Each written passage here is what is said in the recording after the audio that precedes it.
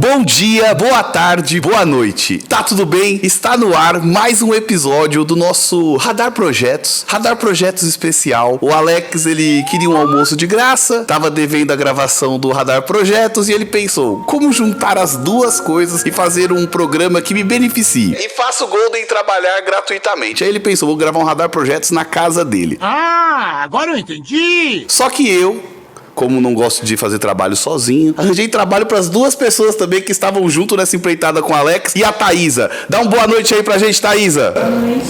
Vocês não devem ter ouvido, a Thaísa é muito tímida. Mas hoje no nosso Radar Projetos especial, iremos avaliar, iremos reagir. Isso é novidade, o Alex bolou isso, tá meio à toa. Iremos reagir a uma obra muito famosa, aliás. Mas antes de eu começar a reagir e dar minhas opiniões, que talvez nem deveríamos nos dar essas opiniões, irei apresentar meus co-apresentadores ou co-reagidores, não sei como posso chamar isso. Primeiramente, as damas. Olá, arquiteta da DUT, Mariana Lomar. Oi, pessoal. Eu sou a Mariana, arquiteta da DUT, esposa do Rafael.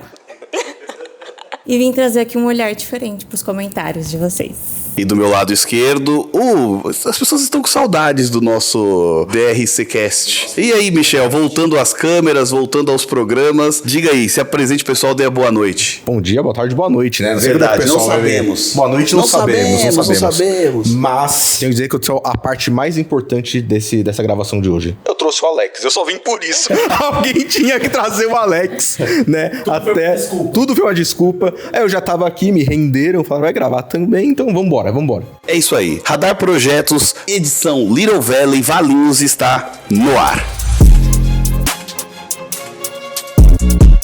Olha só, Michel, deixa eu explicar para as pessoas o que é que o Alex bolou. Todo mundo tá acompanhando aí essa obra da Mayra Card do Thiago Nigro, o nosso digníssimo primo rico. O Roberto vai ter que fazer de novo, não quero um trem torto. Eles compraram a casa do Neymar. Você já tinha visto a casa do Neymar, Michel? Eu vi esse caso quando eles estavam começando a obra, não vou mentir. Quando eles começou a dar os primeiros problemas, só que virou uma novela, e aí dentro disso eu acabei não acompanhando muito mais. Tanto que eu tô até preocupado com os vídeos que o Alex separou, porque realmente vai ser minha impressão real do vídeo, real. Porque eu conheci ali, eu acompanhei o caso bem no comecinho, mas aquilo foi ganhando proporções homéricas, e aí dentro disso, na correria, acabei não acompanhando mais muito, então vamos discutir, ver aí exatamente a reação, a primeira reação dos problemas. Quem me apresentou esse problema, Alex, é quem acompanha essas blogueiras, quem fica por baixo desse mundo, desses bastidores dos influencers digitais e falou, tem uma obra que tá acontecendo um caos nessa obra, todo mundo dá opinião sobre o problema que tá acontecendo nessa obra. Mariana Lomar, da DUT Arquitetura, já que eu não posso chamar de meu amor, já que ela me proibiu. Como você ficou sabendo desse caso? Então, como o Rafael falou, eu gosto de acompanhar essas coisas, e eu mostrei pra ele um vídeo de um problema que teve lá na obra, e o Rafael trouxe uma visão muito legal sobre como eles poderiam ter feito para aquilo não ter acontecido. Eu falei, por que não trazer isso pro seu Radar Projetos? É um assunto sim que tá em alta também, né, Alex, pra gente aproveitar. Com certeza. Todo mundo tá monetizando, então a gente vai monetizar também. O Alex só pensa nisso. Só pensa em dinheiro. Eu preciso de dinheiro, viu? Eles não precisam, mas eu sim. E o Rafael trouxe uma visão muito legal sobre o problema. Eu falei assim, pronto, aí é um tema legal pra você falar sobre. Então, vamos agora dar palpite no projeto e na obra dos outros, coisa que a gente fala, toma cuidado pra não fazer isso. Iremos fazer também, somos modinha. Então, Alex, dá play no primeiro vídeo e vamos ver aí o que tá acontecendo nessa obra. A gente já pode olhar a rampa daqui, ó, daí a gente pode descer pra academia depois por aqui. A rampa, o que acontece, Maíra, se você observar, olha, ela é um condutor natural de água, ó. Inclusive com a escada, ou seja, uma cachoeira. Você vê que a obra tem um problema quando as pessoas chegam na beira do precipício com vans e não estão nem aí, Michel. Segurança de obra já é um problema que já não existe aí, né?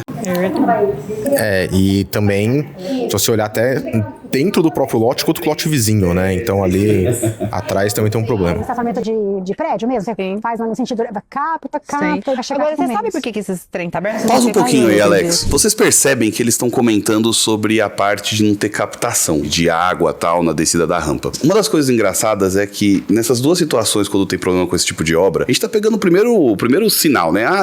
Tem uma rampa e não tem nenhuma captação. Geralmente se ignoram todos os outros projetos que não sejam a arquitetura. Exatamente. E a arquitetura, por definição, que ela poderia orientar isso para o cliente, ela desconsidera um outro trabalho totalmente relevante para esse tipo de projeto, que é uma coordenação do projeto. Exato. As pessoas em casa não sabem, mas imagina que você tem um engenheiro de estrutura, um engenheiro de instalações, um engenheiro por ar-condicionado. Numa casa desse tamanho tem que ter um engenheiro por ar-condicionado e um arquiteto. A comunicação entre eles precisa ser organizada. Então acontece isso, por exemplo. O arquiteto faz uma rampa, ninguém fala para ele que ele precisa pensar que algum outro profissional tem que colocar a captação de água. Ele acha que o empreiteiro, o pobre do empreiteiro, depois você não vê a cara do pobre do empreiteiro, dá até tristeza a fisionomia dele. Ele vai lá e esquece de colocar uma grelha. E a culpa é do empreiteiro que não pôs a grelha, ou do arquiteto. O arquiteto não tá lá para colocar captação hidráulica. Eu sempre falo para meus clientes que o arquiteto é como se fosse o clínico geral. Então, a gente sabe o geral da obra, da coisa, e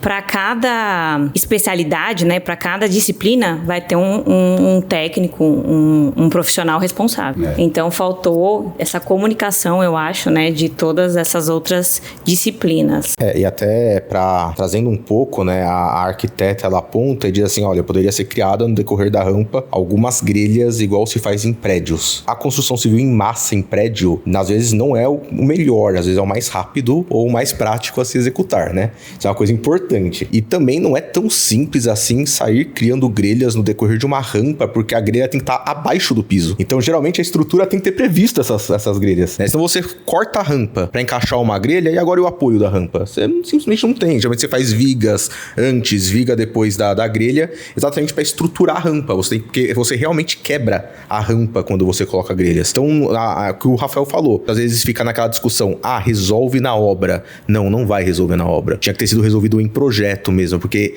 são várias disciplinas agora, não é só hidráulica, mas né, tem que atender o conceito arquitetônico, a estrutura tem que suportar essa adequação e tem que conseguir captar ali a água, que é o principal problema deles. Solta o vídeo, Alex. Aqui, eu sinceramente, ele recupera, mas ela não fica zerada. A não ser que ele tenha que lixar muito. Não vai ter que lixar muito, assim, eu não quero não. Horrível. Ou tem que fazer testar tudo. Eles fizeram um teste ali. Mas numa situação igual tava aqui, Glaucia. Eu, se eu sou profissional de arquitetura, eu não tenho. Quer ver? Eu acho que eles não usaram... Eu me limitaria a dar opiniões técnicas começa com eu acho. Eu acho. Eu vi um cara uma vez dando um depoimento sobre essa parte do vídeo, Michel, falando o seguinte, só pode ser feito mármore assim se ele for piso elevado. De onde ele tirou isso? Sem nenhum respaldo.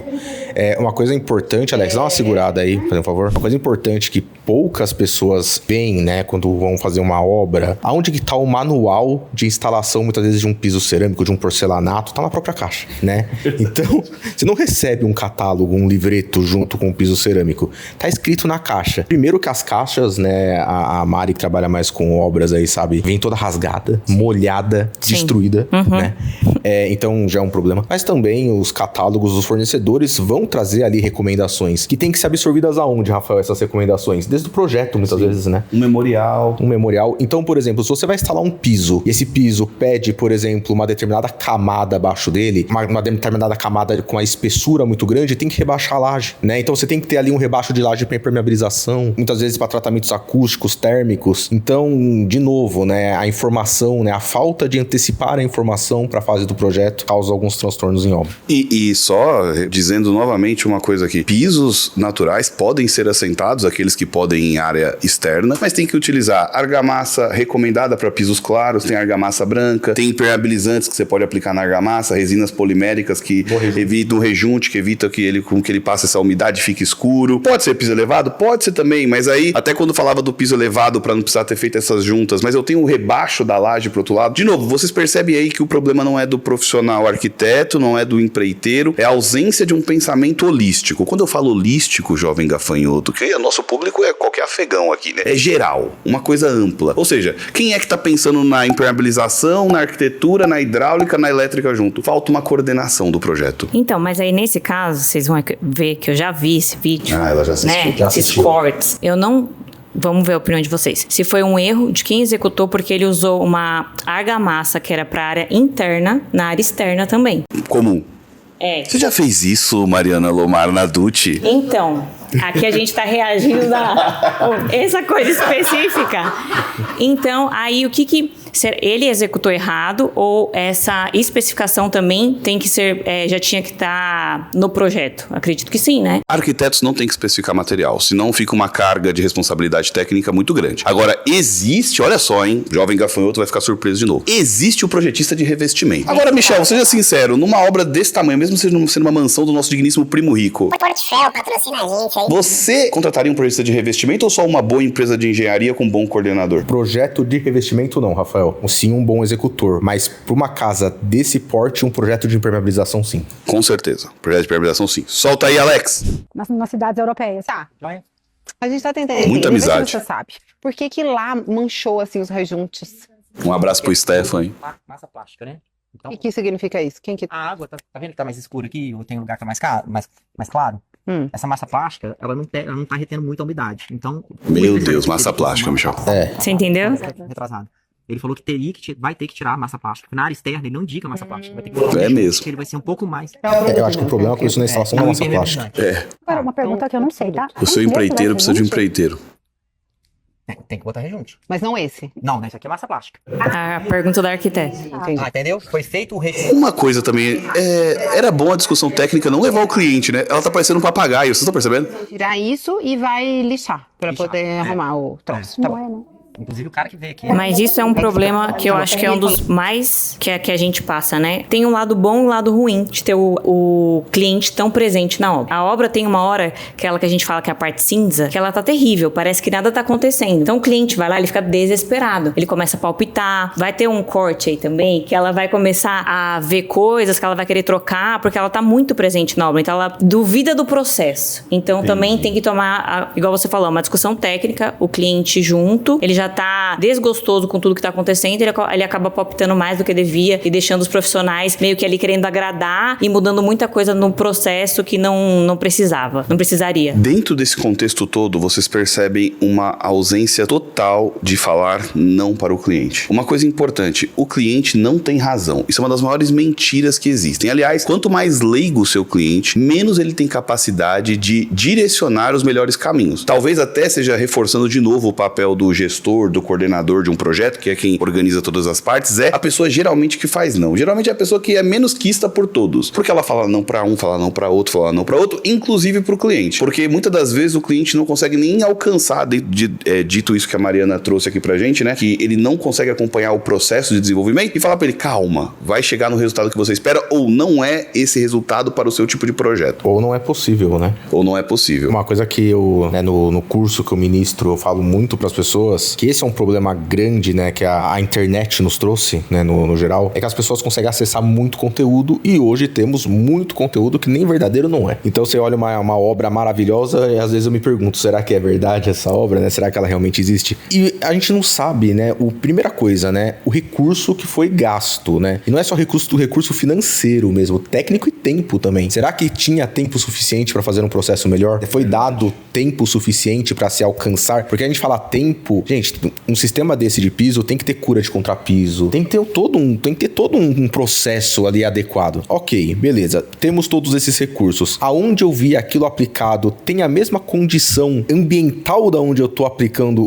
a minha obra? Não adianta eu querer fazer uma casa de pedra que na Itália funciona super bem aqui em São Paulo. Vou matar a pessoa de calor dentro da casa, né? Então tem muitos recursos que eu tenho que entender, desde o ambiental, desde a característica do ambiente, a tempo, dinheiro, capacidade técnica, recurso de maquinário. Eu lembro há algum tempo atrás que foram fazer uma obra, Alex, né? Você que não deve ter acompanhado esse caso, uma obra... Porque ele é ignorante? Não, ignorante não, porque é de outra parte. Mas era uma obra homérica, Alex, e precisou vir um guindaste de fora do Brasil para conseguir movimentar uma peça da obra, e a obra teve que parar um determinado tempo até chegar o guindaste aqui. Veio um guindaste de fora. Nós não tínhamos guindaste para carregar essa peça no Brasil. Então a gente tem que entender exatamente, né, quais são os recursos necessários para chegar naquele resultado. Falou que é rápido. Ah, Traz a equipe quem dele. que paga?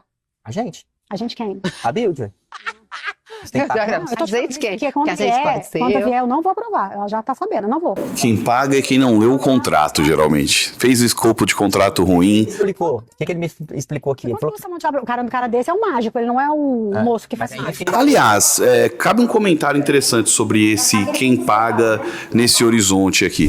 O clientes, geralmente de imóveis residenciais, assim, de casas, assim, alto padrão, médio padrão, apartamentos também, reforma, sempre tem uma dificuldade muito grande de separar. Isso para você que tá pensando em comprar e reformar sua casa e construir, os tipos de trabalho que você tem numa obra. Então, por exemplo, um ceramista, ele recebe para assentar cerâmica. Então, metro quadrado de cerâmica, esse significa dinheiro para ele. Cada metro quadrado, um valor. Lógico que ele pode cobrar diária, você vai ser enrolado, mas tudo bem. Às vezes você acerta bem, acerta mal, ok. O cara que vai fazer a estrutura da sua casa, você comprou uma casa de condomínio aí, vai construir do zero, ele vai cobrar o metro cúbico do concreto. Metro quadrado da forma. A metro quadrado da forma. Às vezes você vai fechar um empreiteiro, uma empreitada, casa fechada, meio perigoso também, tem sempre seus riscos. Agora, nós que trabalhamos com projetos, né? Eu aqui na parte de gestão, gerenciamento, produção de projetos, Michel também na parte de engenharia, Mariana na parte de arquitetura, o nosso ativo é a hora, é o tempo. Então toda vez que você toma o tempo desse profissional, há uma remuneração a ser feita. E se ela não estava prevista em contrato, é adicional. Então muitas das vezes, logicamente que numa obra desse porte aí, essa arquiteta, como a Mariana disse, ela chegou depois, ok? O empreiteiro aí, ele é o próprio empreiteiro, mas o cliente ali, ele não percebe que tudo aquilo ali é ele que tá pagando de alguma forma, porque ele é o tempo. Então é uma coisa pra ficar muito atento quando você tá contratando esses profissionais, acertar exatamente tempo de contrato. Se você vai estar pagando por tempo fixo, você vai pagar por conforme as entregas do projeto. E não adianta, o tempo que eles economizaram ali no início, recortando ou retirando esses profissionais de projeto, eles estão pagando tudo agora. A obra não terminou, escalando cada vez mais o custo e não adianta nada. Então esse quem paga aí é meio relativo. Beleza, ele vai trocar um rejunte. É mais barato que poderia ter sido trocado aí. O tempo não volta nunca mais. Então quem vai não pagar? tem linha lá.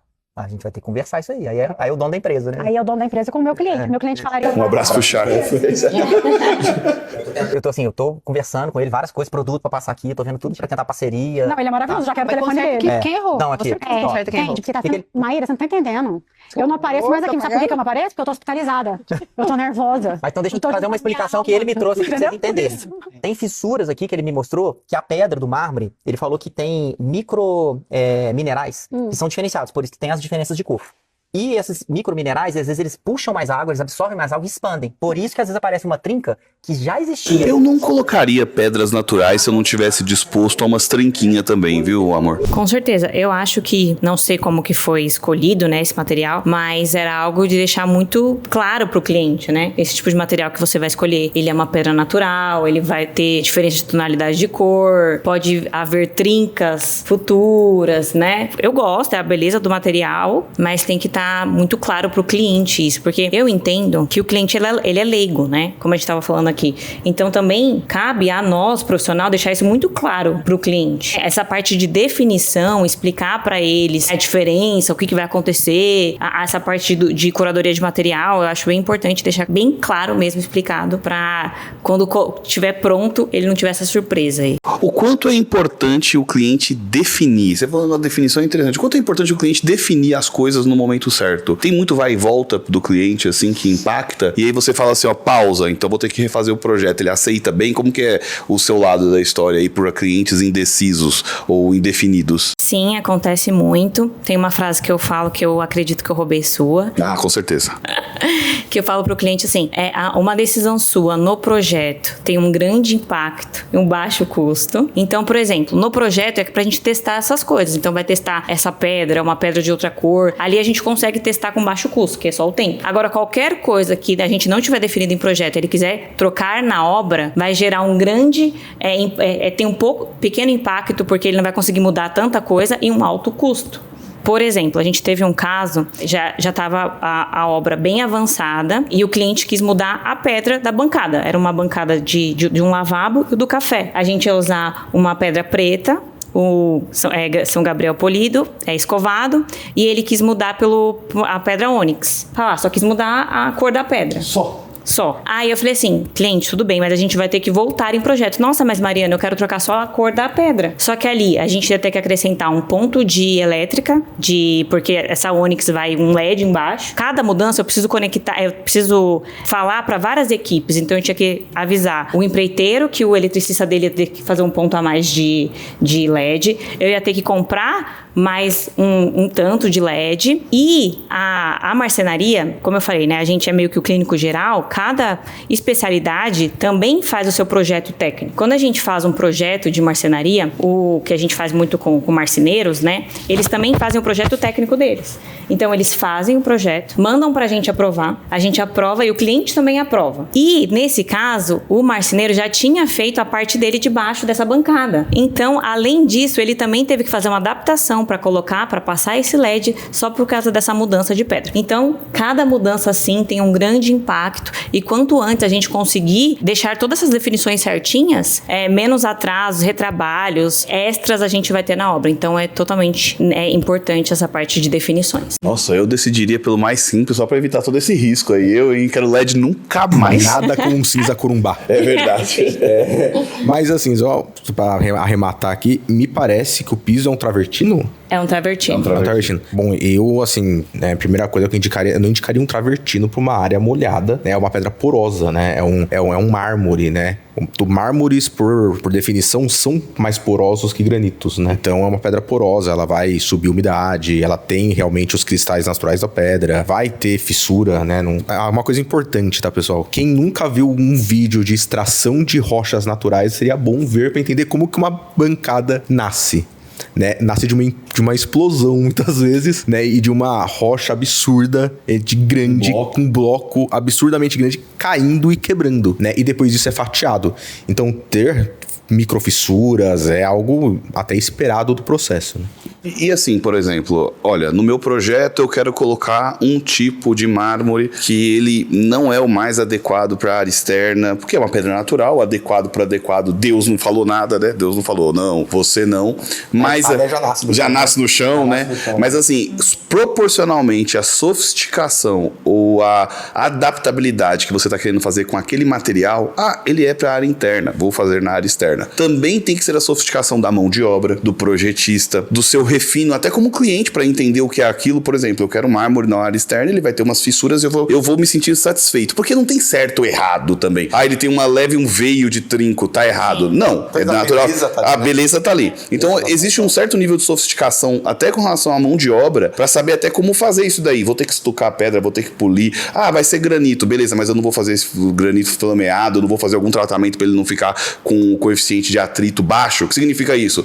Tá seu filho correndo e estatela a bunda no chão porque tá muito escorregadio esse piso. Tem uma certa adaptação. Então, ou seja, proporcionalmente à sofisticação, maior tem que ser a sofisticação também dos profissionais também. De todo o processo. É isso aí. Próximo vídeo, Alex! Com eles, e eu já pedi pra eles fazerem essas alterações. Aí a gente só tá aguardando... Agora que eu vi. Contem quantas vezes vocês escutam as palavras alterações aí. Então, agora que eles terminam... Ou vai fazer, né? Mas é estranho, né? Por causa do LED. Eu começava, lembra o LED que logo que a gente fez os primeiros encontros nossos, não tinha o LED. Você tinha comprado, agora instalado, agora tem que repintar. E que loucura, né? É um retrabalho tão inútil, né? Porque, tipo, daí você fica refazendo. E essa tortura vai arrumar? Você tá olhando também, tem fumaça, ó. Aqui, ó. Vou dar curva aqui. Tá. A curva. Meu olho no torto é uma benção.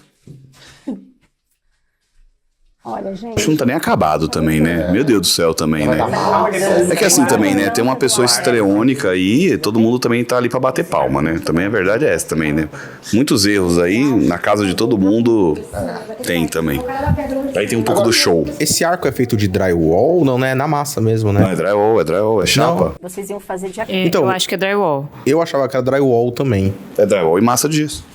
Então, mas a gente tem lá rosa, verde, amarelo. Não, aí, ó, deixa eu explicar pra vocês o que aconteceu. Eles já tinham pintado. É um corredor de arco-íris, eles já tinham pintado.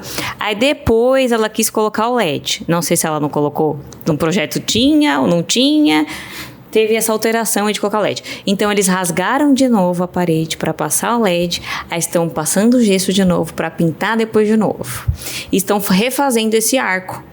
E aí ela vai comentar que ela pagou R$100 mil para fazer esse arco. Mas que era o mais barato, né? E era o mais barato ainda. Tinha um mais caro ainda. E tinha o mais caro ainda. Aí eu não sei, gente, assim, eu já vi, né? Eu nunca fiz arco assim, eu já vi alguns tutoriais, algumas coisas assim, mas, cara, R$100.000 pra fazer um arco, eu fiquei impressionado. Depende do trouxa que tá contratando, né? Aí você faz mais caro, né? O Charles chegou aqui, ele precifica assim. Não, brincadeira, o Charles não precifica assim, não. Ele precifica conforme o seu custo da sua hora do seu projeto.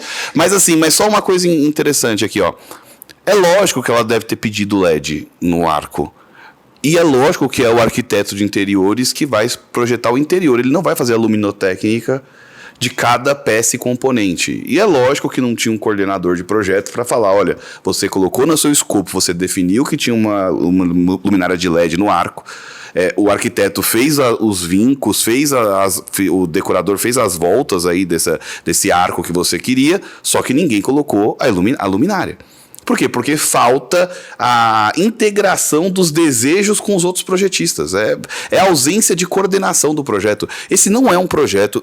Dificilmente vai se chegar nessa profundidade porque não vende, Michel. É melhor falar que o problema é do empreiteiro que é ruim, do cliente que é xarope, da arquiteta que é fraca, mas ninguém vai falar não teve coordenação. No Brasil, a gente não é muito acostumado à função da pessoa que integra as outras partes do processo. E até falando um pouquinho mais do projeto, né, indo um pouquinho mais a fundo, quantos metros de fita de LED será que tem aí? Olhando ali pela proporção daquela pessoa ali no corredor, esse corredor deve ter uns 3 metros de altura. Muito grande. Então eu tenho 3 para a direita, mais 3 para a esquerda, 6, mais um trecho horizontal ali do arco ali que o arco vai consumir, vamos colocar 7 metros, 5 fileiras, 35 metros. A fita de LED, a potência é por metro. Um abraço pro nosso Daniel, que calcula ali, né, a potência e fica desesperado. Quantas fontes precisam ter? Quantas fontes? Né? E aí, o que acontece? Se você não faz um projeto, a iluminação desse ambiente inteiro sai com um cabinho de 2,5. Isso é o lado do quadro. E a potência... mas é só umas fitinhas de LED. A potência é por metro. E, se eu não me engano, nessa obra eles estão tendo exatamente um problema com isso, com a parte de iluminação, que já está começando a ter falhas, você acende e começa a piscar, e até depois que já instalado, que o problema veio à tona, chamaram uma empresa especializada. Exatamente. Depois do problema acontecer, que aí ela pediu para acender a casa inteira, para ver se ela ia aguentar tudo aceso junto. Imagina o seguinte, o Alex tá quase morrendo, a gente sabe disso, né? Exato. Aí a solução do médico pra ele é a seguinte, a gente acha que o coração dele tá ruim. Vamos fazer o seguinte, põe ele pra correr na velocidade de 20 na esteira e deixa. Vamos ver até onde ele vai. Até onde ele vai. Aguentou, tá bom. Não aguentou, morreu. Foi um marca-passo. Ou se não viu, pega outro e segue o jogo. Exato. Alex, continua aí. Parece o que a Mayara me explicou, que vocês iam fazer de acrílico e que custava R$100.000 fazer de acrílico. Não, ao contrário. De acrílico era 180 e esse aqui custou 100. Tenho nota e tudo de pagamento. Por isso que eu tô te dizendo que não dá pra... E você querendo fazer seu arco, que você viu no Pinterest, faça você mesmo. Aquela pagou R$100.000 no arco e não ficou bom. Nada que a bricolagem da Leroy não funciona. Leroy, patrocina nós, Leroy. Bricolagem da Leroy Merlin resolve. Mas é absurdo, gente. Eu não quero saber como eles vão fazer. Eu já tô cansada de pedir. Tá bom, joga esses 100 mil fios no toba. Aí Calma, não perde a compostura. Olha o primo rico aí. Pagar o valor do que eu tinha que ter pagado no outro. Tá de sacanagem, entendeu? Isso é maravilhoso, Michel. Essa eu já vi, mas eu vi num corte. Presta atenção. Eu preciso de abertura em todos os lugares. Isso aqui aqui como está é fixa. Não brinca comigo. Não tem como um quarto desse tamanho não ter abertura aí. Pra que eu ia mandar fazer 2 negocinhos e não ia mandar fazer o vidro inteiro se não fosse pra abrir? Porque você não conhece de projeto. Alguém te mostrou o projeto e você não sabia o que era. Olha, eu tento ser educada, mas dá vontade de xingar tanto. Ela tá certa, sabia? Tipo assim, ninguém perguntou. Bom, é pra abrir. Ventilação também é necessária. Mas é o que eu falei, o cliente, ele é leigo. Cabe a nós a gente explicar pra ele isso. Olha, aqui vai ter uma parede de vidros, aqui é só esses 2, eu tô prevendo a abertura. Você quer isso tudo com abertura ou a gente vai usar só o ar-condicionado aqui? Tem que bater esses detalhes, né? Essa parte de definição com o cliente mesmo. E especificação com o cliente. Tem que ver como a informação veio também. Se a informação lá no projeto se tinha um projeto de caixilharia, não sei se tinha. Gente, tem um projeto específico de caixilharia. A gente tem dúvidas sim de arquitetura, né? A gente tá... E aí, se tinha ali vidro fixo, aí também, né, cabe uma uma certa análise, já estava escrito fixo, né? Agora, às vezes, também vem com umas escritas, que às vezes eu acho engraçado. Eu vou contar uma história aqui. Uma vez eu fui comprar móvel com uma pessoa. E aí a vendedora falou assim, não, essa pessoa perguntou assim, mas todas as dobradiças são amortecidas? Aí essa pessoa aí, né, Rafael? Aí essa pessoa era o Rafael. E aí o que acontece? A vendedora pegou e falou assim, é padrão. Todas são amortecidas? É padrão. E aí você chegava assim no contrato, tava escrito dobradiças padrões, né? E aí você tem a fala associada da pessoa. Tá no documento, dobradiças padrões. Só que teve uma pergunta se a dobradiça era amortecida e a resposta era, é padrão. Quando chegou na instalação, as dobradiças eram padrões. Dobradiças padrões, pra quem não sabe, é a simplesinha, sem amortecimento. Então, também existe isso. Existe também como a informação foi passada e como ela estava ali transcrita na documentação. Ó, vocês percebam, né? Se você for pegar todos os problemas que tem aí, é óbvio que não foi uma obra projetada. Ela foi feita uma adaptação de curto prazo para poder entregar e começar a obra rapidamente. Não foi nenhum projeto da casa, foi um projeto de interiores de uma casa que já existia com algumas ampliações. É desproporcional o tamanho da casa pro tempo que foi dado para se planejar essa obra e para os problemas que tem. Eu vou até ser sincero com vocês, a gente olha assim os detalhes, mas pela ausência de planejamento, até que não tá tão ruim. Eu vou falar um negócio para você. Eu vou me convencer até o fim desse vídeo de que a obra não tá tão ruim não, Alex. Porque eu lembro do dia que eles pegaram a casa e eles falaram, vai ser... E depois em uma semana eu tava fazendo a obra. Não tem jeito. Quantos clientes não querem contratar você pra já chegar e falar o seguinte, não, me faz o projeto enquanto eu já vou quebrando uma parede. Olha o perigo que é, só vou quebrando uma parede. Todos. Fora o bom e velho já que na reforma, né? Já que tô fazendo isso, vou fazer aquilo. É verdade. Já que vai mexer nisso, mexe naquilo. Então, também quantos já que será que não tem aí, né? Muitos, com certeza. Quando a gente fala pro cliente que é pelo menos 3 meses de projeto, mas 3 meses eu já tô começando a obra, já tô quebrando, não, é 3 meses para você se planejar. Eles ficam malucos. Mas é pra evitar isso, pra gente ter o máximo de definição antes de começar a sua obra. Vamos lá, Alex, continua o vídeo. Porque, na verdade, a gente vai ter 2 aberturas só nesse quarto. Senão... Não faz sentido nenhum. E outra, se fosse pra não ter abertura, fazer um vidro inteiro. E não fazer dois negocinhos, ele já pode... coloca ali no grupo com o Cirilo, Glaucio, por favor. Olha, dá um alívio no meu coração não ver aquele jardim permanente. Olha que lindo isso aí.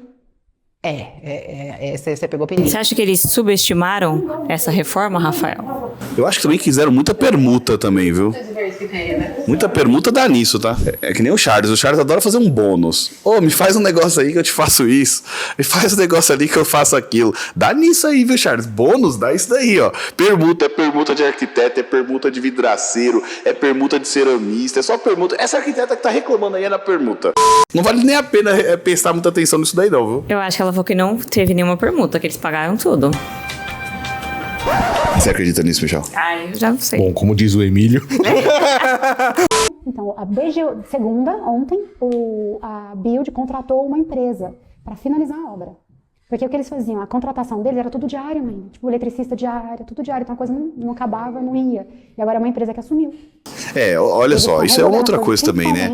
De novo, dar opinião de uma coisa que não tem nada a ver uma coisa com a outra. Aí mistura, aí é gente famosa. Aí daqui a pouco tá a Dona Tereza contratando o pedreiro com a equipe dele, perguntando pro ajudante, você é na diária? Eu não quero ninguém na diária. Pronto, daqui a pouco o carpinteiro tem que o teu ajudante CLT. Então assim, o nosso mercado, boa parte dele é informal, pessoal. Isso não tem nada a ver com a qualidade do que está sendo entregue aí. Vamos deixar claro também. O grande problema desses vídeos, assim, que a gente fica brincando aqui, assim, é o tanto de elucubração que se faz.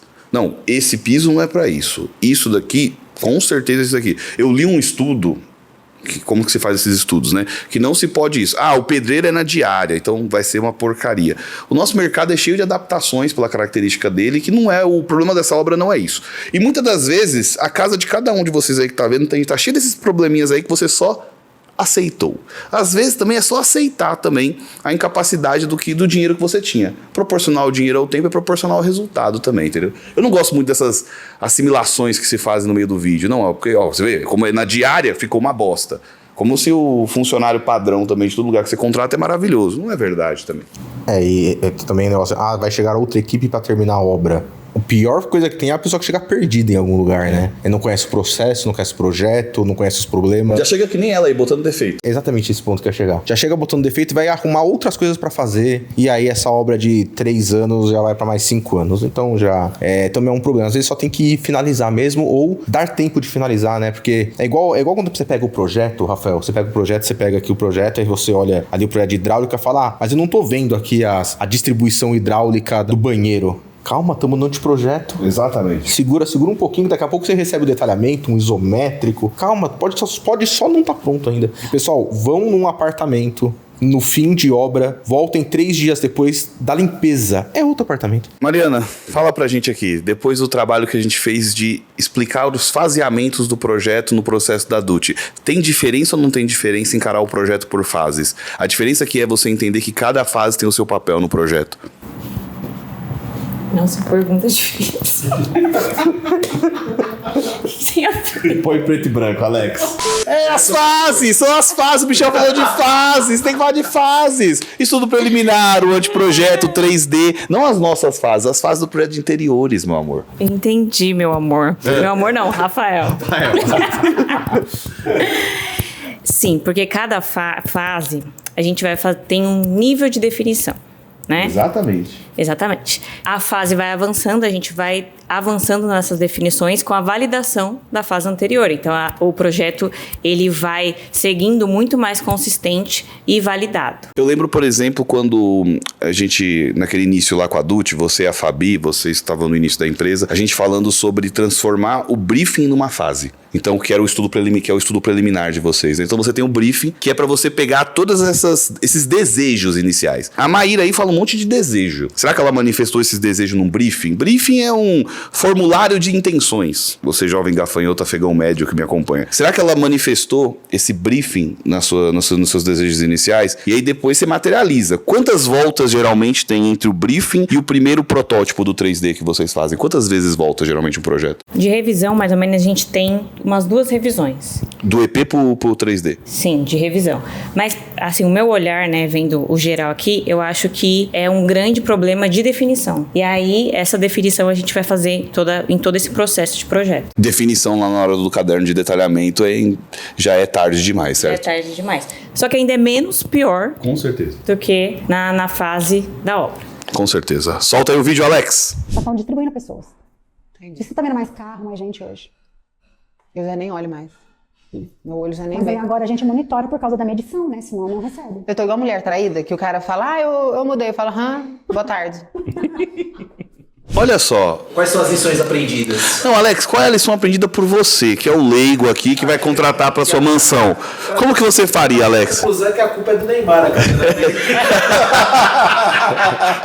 Não, e outra coisa. BO, né? E outra coisa. O passou pra frente, falou, toma aí, meu filho. Pô, que casa ruim era essa do Neymar também, que precisou refazer inteira pra poder ser útil pro Primo Rico e pra Maíra Card, hein? Michel, conclusões finais. O que você entende disso aí? Qual é a dica que você deixa pra nossa galera? Seja da área ou seja quem vai contratar um serviço de engenharia e arquitetura pra sua obra? Acho que a gente já discutiu muito isso aqui, né, Rafael, no decorrer, mas é realmente de você ter as definições ali, né, o mais cedo possível, né, e às vezes também essas definições, quem tá colhendo as definições, colhendo os requisitos, muitas vezes fala, não dá.